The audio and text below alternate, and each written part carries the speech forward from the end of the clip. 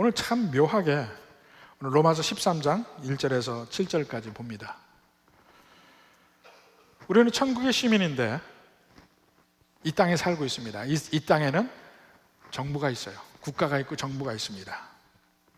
과연 하늘나라 백성들이 이 땅에 살면서 이 땅의 정부, 이 땅의 권세들 어떻게 봐야 될 것인가, 어떻게 대할 것인가, 이런 면을 여기서 원론적인 면을 이야기를 하고 있습니다.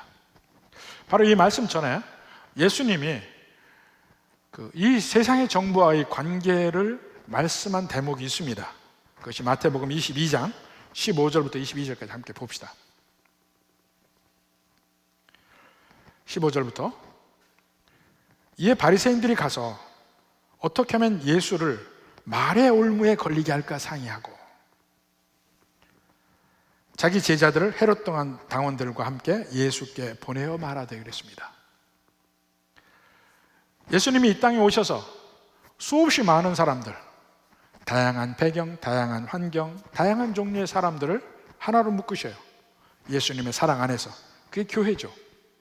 근데 예수님의 하나님 백성들을 예수님 안에 묶는 일도 하시지만 예수님을 대적하는 사람들도 하나로 묶는 역할도 예수님이 하셔요. 바리새인들은 하나님께서 이 땅에 유대인의 나라를 새로 세워주실 것을 믿고 기다립니다. 근데 여기 나온 헤롯 당원들은 그렇지 않아요. 그 유대인의 나라를 기다리는 것이 아니고 로마에 충성하는 사람들이 헤롯 당원들이에요. 서로 완전히 극과 극의 사람들입니다. 서로 대립하고. 근데 그 사람들이 예수님을 올무에 빠뜨리고자 하는 데는 합했어요. 우리는 여러 군데서 봅니다. 이런 일들을.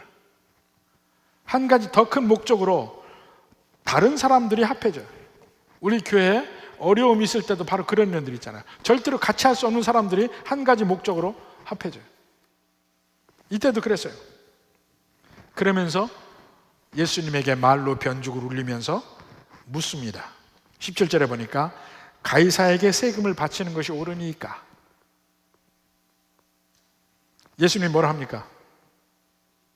그들의 악함을 아시고 19절에 세금 낼 돈을 내게 보이라 하시니 데나리온 하나를 가져왔거늘 예수께서 말씀하시되 이 형상과 이 글이 누구의 것이냐. 데나리오 동전이죠. 거기에 형상이 있습니다. 오늘날도 우리 동전에도 사람의 얼굴이 있는 것처럼 형상이 있어요. 누구냐? 이 글도 누구냐? 가이사의 것이니이다. 이르시되 그런즉 가이사의 것은 가이사에게, 하나님의 것은 하나님께 바치라. 이렇게 얘기하십니다. 그러니까 바로 이 그리스도인들과 세상 정부와 세상 권세와의 관계를 예수님은 한마디로 이야기하셨어요. 가이사의 것은 가이사에게, 하나님의 것은 하나님께 바치라. 여기서 두 가지를 이야기합니다. 예수님도 가이사를 인정했어요. 이 세상의 정부를 합법적으로 인정을 했다고요. 그리고 그렇지만 그 인정을 했지만 그 세상의 정부의 한계도 또한 얘기합니다. 하나님의 것은 건들 수가 없어요. 가이사의 것, 이 세상에 돌아가는 것은 다 가이사의 것. 특히 돈은 가이사의 이미지가 있잖아요. 가이사의 것이야. 근데 하나님의 것은 어떤 겁니까? 우리 모두가 사실은 하나님의 이미지예요. 하나님의 형상이야. 하나님의 것이에요. 하나님의 것. 외적인 우리의 모든 삶은 이 세상 권세 아래에 있습니다. 그러나 모든 인간의 마음은 하나님께 있습니다. 하나님의 것입니다. 바로 이 두 가지 면이 서로 대립하고 서로 균형을 맞추고 이렇게 하고 있어요. 바로 그런 면을 바울이 더 설명하고 있는 대목입니다. 지금 이 로마서 13장 1절에서 7절까지 바로 그 면을 설명을 하는데, 여기서 우리가 먼저 들어가기 전에 우리가 염두에 두고 들어가야 될 것은, 지금 로마서를 쓰고 있는 이 당시가 언제냐면 로마의 클라우디우스 황제 때입니다. 근데 클라우디우스 황제, 계속해서 그 모든 황제들이 클라우디우스, 칼리굴라, 네로 해가면서 이 기독교에 대해서 상당히 부정적인 사람들이에요. 특히 그 당시 로마에서 막 예수 그리스도의 복음이 전파되면서 로마에도 유대인 지역이 있었습니다. 근데 거기에서 예수 믿는 사람들이 막 생기는 거야. 그러니까 그 예수 믿는 사람들을 정통 유대인들이 공격을 하면서 소요가 생겨요. 바울도 전도여행을 다니면서 그런 일이 있었죠. 예수님을 증거하면 거기 있던 유대인 회당에 유대인들이 공격을 하고 소요를 하고 내쫓고 이런 일이 있는데, 로마에도 그런 일이 벌어지니까 클라우디우스 황제가 어떻게 하냐면, 이 유대인들 정말 골치 아프구나. 로마에서 다 쫓아냅니다. 한 2만 5천 명 정도가 쫓겨나요. 다 쫓겨났어요. 그 중에 이제 브리스길라와 아굴라도 거기에 포함되어 있었죠. 그렇게 그 당시의 환경은 예수 믿는 사람들은 국가적으로도 적대적 환경이었어요. 이스라엘을 보면 점점 이때가 주후 50년대 말 이때입니다. 50년대 말, 이제 60년대 초까지 이제 막 넘어가는 그때인데, 이때는 막 이스라엘 안에서도 이스라엘의 회복을 염원하는 사람들이 많이 있는데, 그러니까 메시아를 기다리는 사상이 있는데, 그 중에 열심당원들은 무력으로 로마를 물리치고 이스라엘을 회복하자, 이런 운동이에요. 결국 이들이 AD 60년대에 들고 일어나니까 로마에서 이들을 평정합니다. 주후 68년에서 70년까지 평정해요. 마사다는 73년까지 갔지만 평정을 해서 완전히 이 팔레스타인 땅에서 유대인들을 내쫓는 게 바로 그때예요. 그러니까 열심당원이 막 지금 무력으로 봉기를 하자 하는 그때야. 국가 권력을 인정하지 않는 그 사람들, 또 국가에서는 그리스도인들을 핍박하는 바로 그때에 쓴 말이 이 말이라고요. 근데 여기서 보면 원칙적인 얘기를 합니다. 근데 여기서 말하지 않고 있는 것이 뭐냐면, 그런 국가가 그 기독교에 대해서 적대적으로 나올 때 어떻게 할 것인가, 이건 얘기를 안 하고 있어요. 얘기를 안 하고 있고, 실제 구체적인 원리적인 면을 이야기하지만 구체적인 면에서 그럼 가이사의 것과 하나님의 것을 어떻게 구별하느냐, 이 면은 항상 우리는 고민하며 살아가야 됩니다. 고민하면서. 그러니까 이것을 염두에 두고 원칙적으로 성경에서 하나님께서 우리에게 하시는 국가에 대해서 어떻게 봐야 될까 하는 말을 하는 것을 우리가 귀를 한번 기울여 봅니다. 먼저 1절 2절에 보면 그리스도인들은 세상의 정부에 순종해야 된다는 것을 이야기합니다. 1절에 보니까 각 사람은 위에 있는 권세들에게 복종하라. 여기서 각 사람은 하고 얘기했어요. 그러니까 여기서 예외는 없어요. 모두 다, 빠지지 않고 모든 사람은. 그러니까 영어적 표현이 있습니다. Each and everyone이라는 표현이 있어요. Each and everyone. 한 사람도 빠짐없이 누구나 다, 이런 얘기입니다. 여기서 각 사람은 위에 있는 권세, 세상의 권세, 이 세상의 권세란 국가, 정부, 각각의 모든 이 국가적 권세들을 얘기하죠. 세상의 권세들. 이런 시스템은 모든 이 세상에 권위 있는 그 위치는 다 마찬가지예요. 심지어는 교회까지도 마찬가지예요. 거기에 복종하라. 복종하라. 근데 보면요, 이 세상의 모든 시스템은 국가를 포함해서 정부, 모든 시스템, 심지어는 교회라는 시스템도 마찬가지입니다. 다 완벽하지 못해요. 어차피 죄인들이 있거든요. 국가의 통치자도, 정치인도, 리더들도 다 죄인이에요. 교회도 마찬가지예요. 다 죄인들이에요. 그래서 무지하기도 하고 죄적이기도 하고 해서 남용되기도 하고 잘못 사용되기도 하고 이렇게 됩니다. 그것이 다 인정 안 되는 게 아니라 그런 환경 속에서 그렇더라도 그 시스템 자체가 없어지거나 그래서 될 일은 아니라는 거예요. 그게 인정해야 된다는 그 시스템을. 왜냐하면 그 모든 시스템은 사회적 질서를 지키기 위해서 필요한 존재들이에요. 나중에 예수님이 다시 오셔서 지상의 모든 권세를 없애고 예수님이 통치하시는 그날이 오기 전까지는 이 사회의 시스템들은 필요하다는 의미예요. 그 정부가, 그 권세가 아무리 타락해도, 아무리 죄적여도 필요하다는 거예요. 없는 것보다 낫다는 거예요. 하나님이 세우신다는 거예요. 그것을 성경에는 많은 믿음의 선진들이 고백을 합니다. 특히 그러한 환경에 있었던 가장 대표적인 인물이 다니엘이에요. 다니엘은 포로로 잡혀간 사람이에요. 바벨론에. 그래서 그 바벨론의 포로로 잡혀갔다가 거기서 그 다음에 정권이 바뀌고 나라가 바뀌고 페르시아 때까지도 있었던 사람이에요.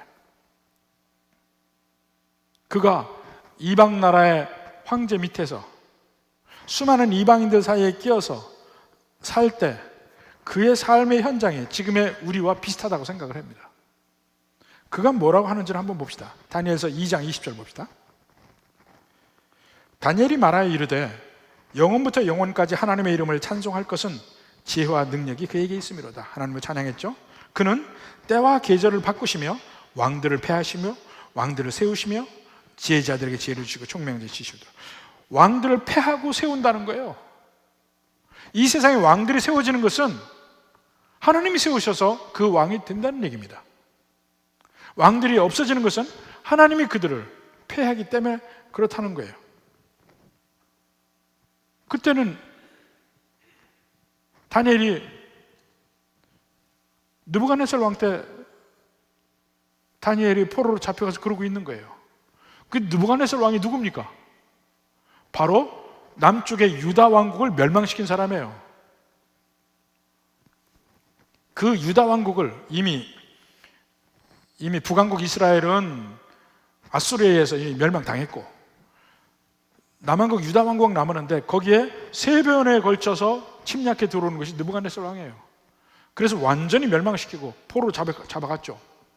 1차, 2차, 3차에 걸쳐서 포로를 수시로 계속 잡아갔습니다. 다니엘이 그 중에 포함된 사람이에요. 그렇게 포로로 잡혀간 사람이 얘기해요. 왕을 세우시는 것 하나님이 세우시는 거다. 그 다음에 느부갓네살 왕의 아들 벨사살이 왕이 되어서 그가 연회를 하는데 벽에 손가락에 글씨를 씁니다. 내게 우르바신. 손가락을 썼어요. 그것을 해석하려고 할 때 그가 한 말입니다. 다니엘서 5장 18절부터 봅시다. 왕이여 지극히 높으신 하나님이 왕에 붙인 느부갓네살에게 나라와 큰 권세와 영광과 위엄을 주셨고 느부갓네살 왕도 하나님이 세우신 것이다 하는 것을 얘기를 하고 있어요. 그에게 큰 권세를 주셨으므로 백성들과 나라들과 언어가 다른 모든 사람들이 그의 앞에서 떨며 두려워하였으며 그는 임으로 죽이며 임으로 살리며 임으로 높이며 임으로 낮추었더니 이렇게 권세가 컸는데 그 큰 권세 하나님이 주셨다는 거예요. 이 세상의 크고 작은 권세는요, 꼭 권세라니까 한국적으로 상당히 그 말 자체가 좀 부정적인 면이 있는데 authority라는 말이에요. authority. 그건 권한 부여를 받는 거잖아요. 그 authority는 authority 있는 위치에 있는 모든 사람은 하나님이 세우신 것이다. 바로 그 얘기입니다. 심지어 느부갓네살처럼 유다를 멸망시킨 그 왕까지도 하나님이 세우신 것이다. 그러면 이 세상에 권세 중에 이 사람은 나쁘고 이건 뭐하고 그렇게 해서 무시하거나 듣지 않을 사람이 있냐 이거예요. 20절부터 보면 다니엘서 5장 20절. 그가 마음이 높아지며 뜻이 완악하여 교만을 행함으로 그의 왕위가 패한 바 되며 그의 영광을 빼앗기고 사람들 중에 쫓겨나서 그의 마음이 들짐승의 마음과 같다. 꽃도 들나귀와 함께 살며 소처럼 풀을 먹으며 검으며 하늘 이슬에 젖었으며. 3년 동안 쫓겨난 적이 있죠. 그가 미쳐가지고 들에서 살았어요. 3년 만에 그를 정신을 되차리게 하고 다시 왕의 자리에 하나님이 세우십니다. 그래서 그때 그가 고백합니다. 하나님이 나를 세우셨구나. 내 위에 하나님이 계시구나. 그걸 느부갓네살 왕이 고백을 합니다. 21절 후반부에도 지극히 높으신 하나님이 사람 나라를 다스리시며 자기의 뜻대로 누구든지 그 자리에 세우시는 줄을 알기에 이르렀나이다.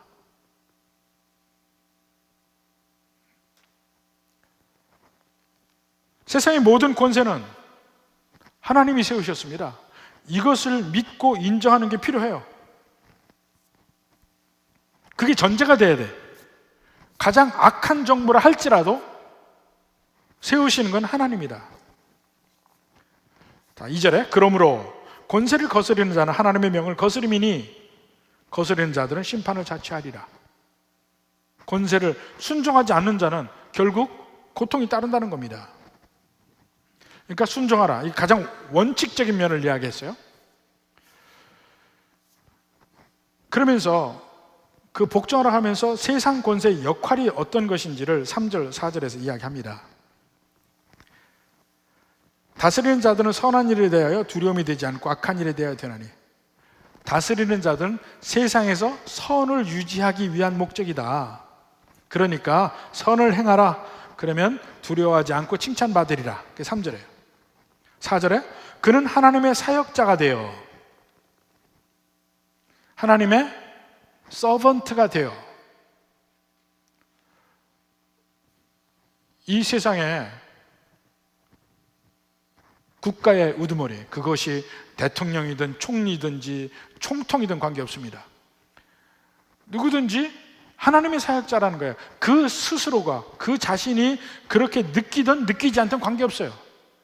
하나님의 서번트야. 결국 하는 일이 하나님께서 위임해 준 일을 한다는 거예요. 그 사역자라는 말이 여기도 교회에서 집사라는 말과 똑같은 디아코노스라는 말을 씁니다. 하나님의 이 일을 수행하는 사람이라는 거예요. 근데 그 역할이 원래는 어떤 역할을 하냐면 선을 베풀고 악에 보응하는 일을 해요. 선을 베푼다. 아니 악한 정부가 무슨 선을 베풀까? 최소한 질서를 유지해 줍니다. 최소한 질서를 유지해줘요. 그 정부가 선하든 악하든 간에. 그러니까 공산정권, 독재정권, 그 어떤 나쁜 정권이 무정부보다는 낫다는 거예요. 무정부일 때 이 일이 이스라엘에서도 있었습니다. 그 시기가 가장 암흑의 시대예요. 사사기 17장 6절 봅시다.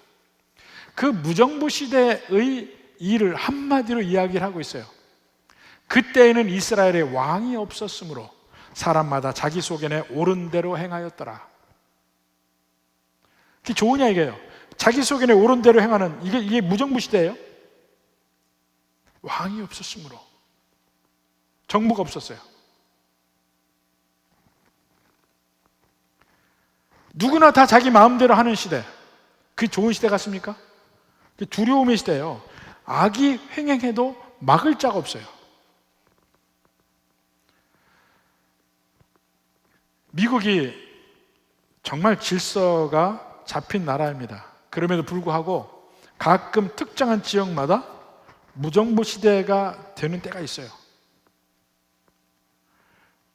가장 대표적으로 기억나는 게 LA 폭동 때 백인 경찰이 흑인을 오인하고서 쏴서 죽인 일 때문에, 그리고 그것이 법정에서 무죄 판결이 날 때 폭동이 났습니다. LA 한 부분이 완전히 무정부 상태가 되는데 그때 보면 가게마다 다 털리고 집집마다 두려움에 떨어야 되고 나갈 수가 없어요. 그게 며칠만 더 계속됐다면 엄청나게 많은 사람들이 죽어나갔을 거예요. 그게 무정부. 그만큼 두렵습니다. 또 무정부가 언제 일어나느냐? 전쟁 때 보면 말해. 전쟁의 사이에 껴있는 데가 다 무정부야.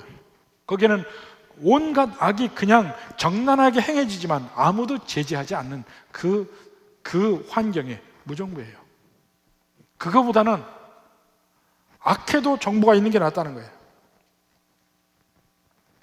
정부가 하는 일이 또 뭐냐면 선을 행하는 것 말고 악에 대해서 보응을 하는 일을 합니다. 개인적으로 악에 보응하는 것은 안 돼요. 아까 앞에 12장에도 복수하지 말라고 얘기하죠. 복수하는 일은 내게 맡기라. 하나님께 있습니다. 근데 예수님이 다시 오시기 전에 이 세상에서는 그것을 대행하는 역할이 세상의 권세예요. 공적으로 복수를 할 수 있게 해줘요. 그게 법의 제도입니다. 도둑질한 자는 몇 년, 남에게 폭행한 사람은 또 몇 년, 이런 식으로 해서 공적으로 복수를 해주는 것이지 개인적으로 하면 안 된다는 거예요. 심지어는 내 거라 하더라도 상대편이 가져간 걸 내가 다시 뺏는 것은 문제가 생깁니다. 공적으로 해야 돼. 법원에서 주라 하는 명령을 받아야 돼요.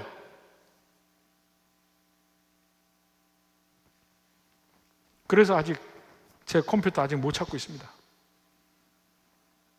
정부에서 주라고 해야 되는데.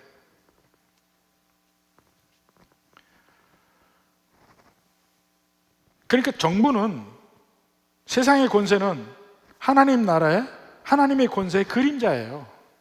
비록 그 그림자가 훨씬 부족한 면으로 나타나지만 그래도 그 그림자가 있는 거예요. 그래서 그 법을 우리가 지켜야 되는데 안 지키면 두려워한다 하는 것이죠. 안 지키면 두려워져요. 법을 안 지킬 때. 가장 대표적으로 고속도로 갈 때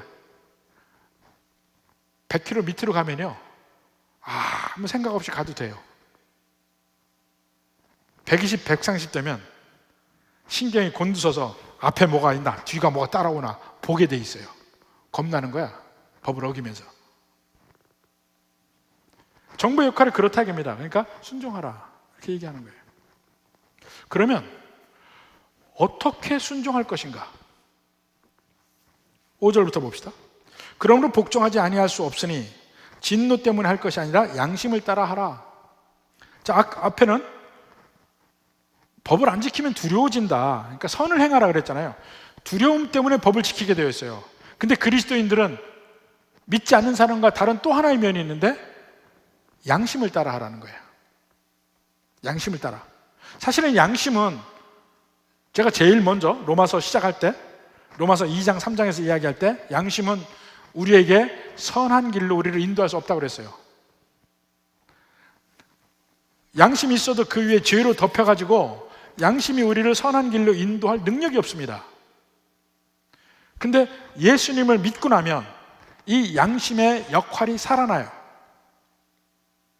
예수를 믿고 나면 드디어 우리 양심에서, 그러니까 거룩한 양심이 살아난단 말이에요. 그러면 옳고 그름이 보이는 거예요.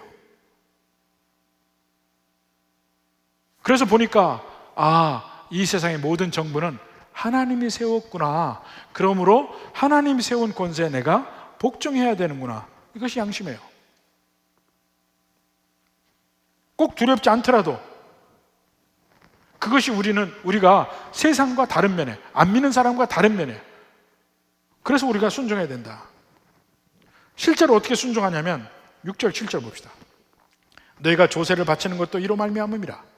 세금 내는 것도 그들이 하나님 일꾼이 되어 바로 이 일에 항상 힘쓰느니라. 이 세상 권세는 선을 행하는 일을 하고 악을 보응하는 일을 하고, 이 일을 기능하기 위해서 반드시 그 백성들에게 필요한 의무가 뭐냐? 세금을 내는 거예요. 그 바로 세금으로 국가가 돌아가니까. 하나님이 그들에게 보수를 줍니다. 우리도 그 일에 합계하는 거예요. 7절에 모든 자들에게 줄 것을 주되 조세를 받을 자에게 조세를 바치고 관세를 받을 자에게 관세를 바치고 두려워할 자를 두려워하며 존경할 자를 존경하라. 물론 그 특정한 지위에 있는 사람들이 완벽하지 않아요. 허물이 있고 죄가 있고 모든 걸 다 통달하지 못하니까 잘못된 결정도 하고 다 해요. 그렇지만 그들을 존중하는 겁니다. 하나님이 세웠기 때문에. 그래서 존중하는 거예요. 그 시스템 속에서 우리가 해야 될 일은 하고 순종을 한다 이겁니다. 근데 이렇게 원칙적인 면을 이야기하면서 그러면 좀 더 구체적으로 그럼 국가에서 하는 건 모든 건 다 하느냐? 순종하느냐? 그건 아닙니다. 그건 아니에요. 순종하지 못하는 몇 가지 경우가 있어요. 제가 세 가지를 이야기합니다. 제일 먼저 하나님의 명령을 정면으로 어길 때, 이때는 순종할 수 없습니다.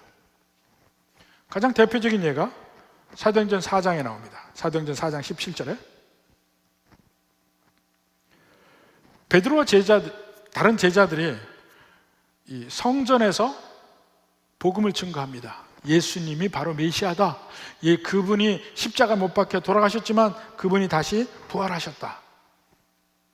그러니까 그 예수님을 십자가에 못 박게 한 그 공회원들이 어떻게 생각하겠어요? 그들을 붙잡아다가 못하게 하죠. 위협을 하죠. 그때 이야기입니다. 17절부터 봅니다. 이것이 민간에 더 퍼지지 못하게 그들을 위협하여 이후에는 이 이름으로 아무에게도 말하지 말게 하자.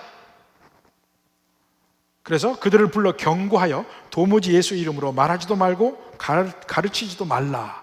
이렇게 명령했어요. 위에 있는 권세죠. 그러니까 베드로와 요한이 뭐라 합니까? 19절에 베드로와 요한이 대답하여 이르되 하나님 앞에서 너희 말을 듣는 것이 하나님의 말씀을 듣는 것보다 옳은가 판단하라. 우리는 보고 들은 것을 말하지 아니할 수 없다. 정면으로 순종하기를 거부하죠. 이 제가 쉽게 비유를 들어서 표현할 때 우리는 마치 호텔 매니저와 같은 위치다 그럽니다. 호텔 매니저는 호텔에 오는 손님들을 어떻게 합니까?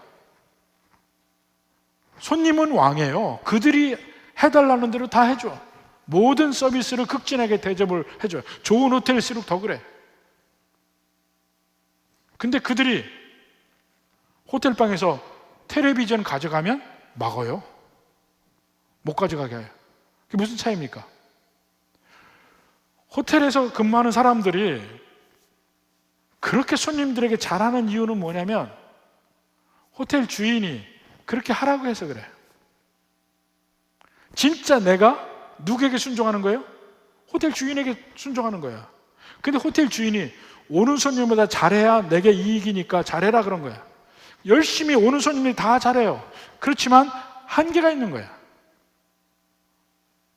주인에게 해를 끼치는 일을 손님이 하라고 하면 그건 못해. 자, 손님은 왕이니까 자, 저 방에 있는 텔레비 갖다 줘. 내 차에 실으라. 그럼 실어도 되냐? 안 되는 거죠. 마찬가지예요. 이 세상 권세가 하나님을 믿지 못하는 방향으로 하라고 명령을 하면 우리 어떻게 해야 됩니까? 그건 못 듣습니다. 그건 못 들어요. 우리 절제는 하지만 들을 수는 없어요. 어떠한 행정명령을 해도 우리는 예배드리지 말라는 명령에는 순종할 수 없어요.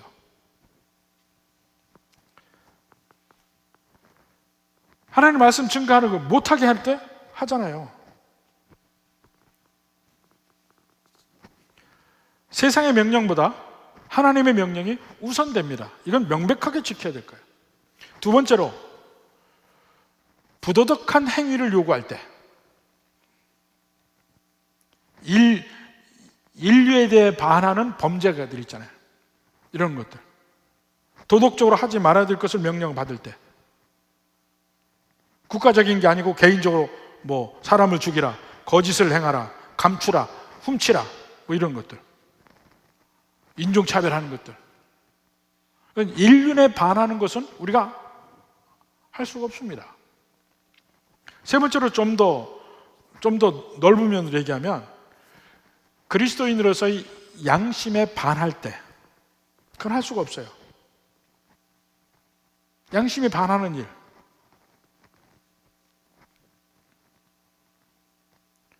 뭐 법적으로 허락이 된 일도 그리스도인으로 하지 못하는 일이 있습니다. 예를 들어서 뭐 임시 중절이 허락이 된다. 그래도 그리스도인 산문과 의사는 하면 안 돼. 양심에 반하는 문제. 그리스도인으로서 이것은 신앙인으로서 양심 반한다. 그건 할 수가 없는 거예요. 그 외에는 다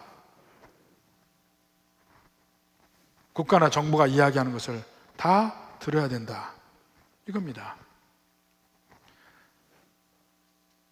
이 로마서를 쓸 때도 클라우디우스 황제 때 정말 교회가 핍박받을 때였어요. 근데 네로 시대, 주 60년이 넘어가서 63년 요 사이가 네로의 시대인데, 이 네로의 시대에 쓴 성경 말씀이 있습니다. 베드로전서 2장. 베드로전서 2장 13절. 기독교인들을 가장 핍박할 때입니다. 근데 베드로가 뭐라 얘기하냐면, 인간의 모든 제도를 주를 위하여 순종하라고 그랬어요. 환경을 생각하면 엄청난 얘기를 한 겁니다.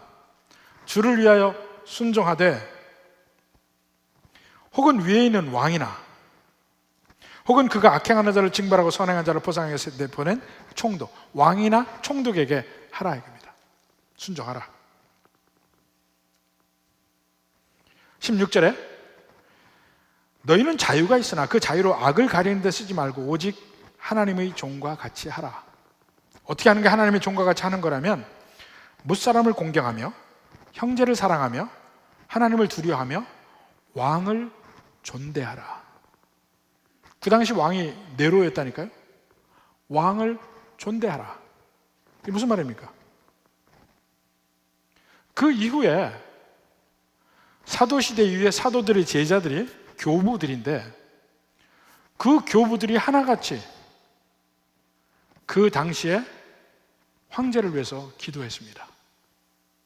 그 당시에 왕자와 공주들이 건강하고 오래 살고 잘 되기를 위해서 기도했어요. 순교자 저스틴, 터툴리안, 클레멘트, 이런 교부들이 그 왕가가 전부 융성하고 잘 되기를 위해서 기도하고, 그들 군대를 위해서 기도하고, 정치인들을 위해서 기도하고, 백성들을 위해서, 나라를 위해서 기도했습니다. 바로 그 면에서 우리가 판단하고 행동합니다. 나라가 어려울 때 우리는 적극적으로 나라 일에 동참을 합니다. 함께 돕니다. 그러나 결정적으로 하나님의 뜻과 명령에 반하는 일은 우리는 할 수 없습니다. 이것이 우리의 그리스도인으로서 가는 입장이에요. 구체적으로는 끊임없이 우리가 고민하며 생각하며 그 길을 가야 됩니다. 그러나 원칙은 가이사의 것은 가이사에게, 하나님의 것은 하나님께 돌리라. 이 말씀 속에서 우리가 사는 겁니다. 언제까지요? 예수님이 다시 오시는 그날까지. 부디 이 은혜가 있어서 누구보다도 담대하게, 누구보다도 세상을 이기며 세상에게 도움이 되는 그런 삶을 살 수 있는 우리 그리스도인들이 되기를 주님의 이름으로 축원합니다.